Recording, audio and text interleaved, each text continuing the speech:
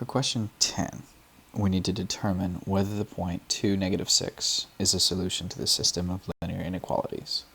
So, the point 2, 6, that's in x and y, it's a point somewhere on the coordinate plane, and we need to figure out if it's a solution. So, if it is a solution, it means if I plug in x and y, if I plug in 2, -6 to both inequalities, then I will get both statements as true. So if both statements are true, then it's a solution to the system. So we're going to plug in 2 for x and -6 for y and see if they're true. So for the first inequality, instead of y, I write -6, and I put parentheses, is less than -2, and instead of x, I write parentheses 2, close parentheses, plus 4. I say -6 is less than -2 times 2 is -4 plus 4. I say -6 is less than, -4 plus 4 is 0. -6 is less than 0. That is a true statement.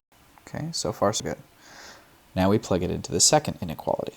So instead of y, we write parentheses -6 is greater than 1/4, and instead of x, we write parentheses 2, close parentheses, minus 6. We say -6 is greater than, and 1/4 of 2 is 2 over 4, which is 1/2. This is 1/2 minus 6.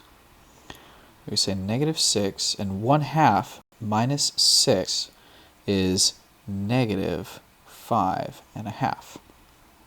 Now this looks like a true statement because we say, oh, 6, that's bigger than 5.5. But both of these numbers are negative, which means -5.5 is actually bigger than -6. So this statement is false. So because not both of them are true, only one of them is true, we'd say that 2, -6 is not a solution to the system.